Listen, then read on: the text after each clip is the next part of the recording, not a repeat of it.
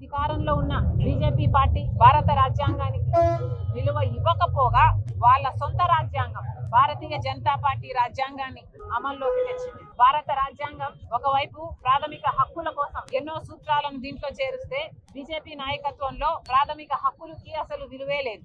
బీజేపీకి వ్యతిరేకంగా, మోడీకి వ్యతిరేకంగా ఎవరు మాట్లాడినా వాళ్ళ గొంతును నొక్కేయడం, ఆఖరికి అది మీడియా అయినా సరే లేకపోతే ఏ నాయకులైనా సరే, మరి ముఖ్యంగా ప్రతిపక్ష పార్టీలో ఉన్న నాయకులు ఎంతటి నాయకులైనా సరే ఆఖరికి వాళ్ళ మీద రేట్లైనా చేయిస్తారు, అరెస్ట్లైనా చేయిస్తారు, ఎంతటికైనా దిగజారుతుంది బీజేపీ పార్టీ అని మళ్ళీ రుజువు అయ్యింది. స్వేచ్ఛ అనేది లేకపోగా ప్రభుత్వ సంస్థలను ఈడీ అయినా, సిబిఐ అయినా, ఇన్కమ్ ట్యాక్స్లనైనా, మీడియాలనైనా, ఎలక్షన్ కమిషన్ అయినా కూడా తన గుప్పెట్లో పెట్టుకుంది బీజేపీ పార్టీ, మోడీ. మరి దీన్ని భారత రాజ్యాంగం అంటారా లేకపోతే బీజేపీ పార్టీ రాజ్యాంగం అనాలా? అలాగే భారత రాజ్యాంగం ఫెడరలిజం అని చెప్తుంటే భారత రాజ్యాంగానికి విలువ ఇవ్వకుండా బీజేపీ రాజ్యాంగంలో మాత్రం సెంట్రలైజేషన్ ఆఫ్ పవర్, మొత్తం పవర్ మోడీ గారి చేతుల్లోనే ఉండాలి. చిన్న చిన్న రాష్ట్రాలు అన్ని కలిపి ఒక మహా దేశం అని భారత రాజ్యాంగం చెప్తుంటే చిన్న చిన్న రాష్ట్రాలకు, మరి ముఖ్యంగా వాళ్ళ పార్టీ అధికారంలో లేని రాష్ట్రాలకు బీజేపీ పార్టీ చాలా అన్యాయం చేస్తుంది. మరి ముఖ్యంగా ఆంధ్ర రాష్ట్రానికి, ఎందుకంటే వాళ్ళకు ఈ రాజ్యాంగం పట్ల గౌరవం లేదు కాబట్టి. లౌకికవాదం అని భారత రాజ్యాంగం చెప్తుంటే, సెక్యులరిజం అని భారత రాజ్యాంగం చెప్తుంటే మోడీ గారికి అది అర్థమే కాలేదు. బీజేపీ పార్టీ ఆర్ఎస్ఎస్ కి ఇది ఎప్పుడూ అర్థం కాలేదు. ఒక మతాన్ని అవమానించాలి, ఇంకో మతాన్ని రెచ్చగొట్టాలి, మతం పేరుతో చిచ్చు పెట్టాలి, ఆ మంటలో వీళ్ళు చలిగార్చుకోవాలి. ఇదే చేస్తుంది బీజేపీ పార్టీ. ఇదే మోడీ గారికైనా, ఆర్ఎస్ఎస్ కైనా, బీజేపీకైనా అర్థమైన భారతీయ జనతా పార్టీ రాజ్యాంగం. ఉత్తరప్రదేశ్లో అయితేనేమి, ఒక గుజరాత్లో అయితేనేమి, లేక మణిపూర్లో అయితేనేమి మైనారిటీలకు అసలు స్వేచ్ఛే లేదు. ఇంతమందిని ఊచకోత చేశారు అంటే దానికి కారణం లౌకికవాదమే ఉండకూడదు అని మోడీ గారు, ఆర్ఎస్ఎస్ చేస్తున్న కుట్ర, వాళ్ళు చేస్తున్న అమలు పరుస్తున్న భారతీయ జనతా పార్టీ రాజ్యాంగం.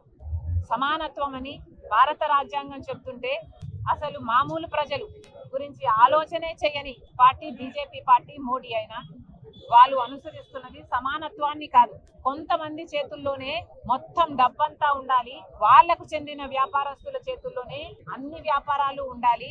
అదాని వాళ్ళ మనిషి కాబట్టి వాళ్ళు అదానిని 10 సంవత్సరాలలోనే ఆకాశానికి ఎత్తేయొచ్చు. అదాని ఏ తప్పులు చేసినా ఒక్క ఎంక్వైరీ కూడా ఉండదు, ఏ అరెస్టులు ఉండవు. ఆఖరికి FBI వాళ్ళైనా, అమెరికా వాళ్ళైనా అదాని దోషి అని ఆధారాలతో చూపినా కూడా ఒక్క ఎంక్వైరీ కూడా చేయరు. ఇది బీజేపీ పార్టీ అనుసరిస్తున్న వాళ్ళ రాజ్యాంగం. ఈక్వాలిటీ అన్న పదానికి అర్థమే లేదు. సామాజిక న్యాయం అని మన రాజ్యాంగం చెప్తుంటే సామాజిక న్యాయం కాదు కదా. ఎస్సీలు, ఎస్టీలు, బీసీలు, మైనారిటీలు అసలు మనుషులుగానే చూడదు భారతీయ జనతా పార్టీ. ఆర్ఎస్ఎస్ ఓట్లేసే యంత్రాలుగా మాత్రమే చూస్తారు, ఓట్ల కోసం వాడుకుంటారు. కనీసం ఇప్పటికైనా ఆ వర్గాలకు న్యాయం చేయాలి అని, కుల గణన జరగాలి అని కాంగ్రెస్ పార్టీ ఎన్నిసార్లు డిమాండ్ చేసినా కూడా ఇప్పటికీ కూడా ఆ వైపు అడుగులు వేయటం లేదు. అంటే దానికి కారణం భారతీయ జనతా పార్టీ అనుసరిస్తున్న వాళ్ళ రాజ్యాంగం. మళ్ళీ డిమాండ్ చేస్తుంది మా నాయకుడు రాహుల్ గాంధీ గారు అయితేనేమి, కాంగ్రెస్ పార్టీ అయితేనేమి కుల గణన జరగాలి అని డిమాండ్ చేస్తున్నా, కానీ దానికి కూడా ఒప్పుకోవడం లేదు బీజేపీ పార్టీ. ఎందుకంటే వాళ్ళకి వర్గాల మీద సామాజిక న్యాయం చేయాలన్న ఉద్దేశమే లేదు బీజేపీ పార్టీ. కానీ మేము చెప్తున్నాం, కాంగ్రెస్ పార్టీ తరఫున మా నాయకుడు రాహుల్ గాంధీ గారి వెనకాల మేమందరం ఉన్నాం. ఈ రాజ్యాంగాన్ని రక్షించడానికి రాహుల్ గాంధీ గారు చెప్పినట్టు ప్రాణాలు ఇయ్యడానికైనా సిద్ధం. మేమందరం కూడా ఈరోజు ప్రతిజ్ఞ చేస్తున్నాం, ఈ భారత రాజ్యాంగం కోసం, దీన్ని పరిరక్షించడం కోసం మా నాయకుడు రాహుల్ గాంధీ గారి వెనకాల మేమందరము నిలబడున్నాం. ఆయన అడుగుజాడల్లో నడుస్తాం.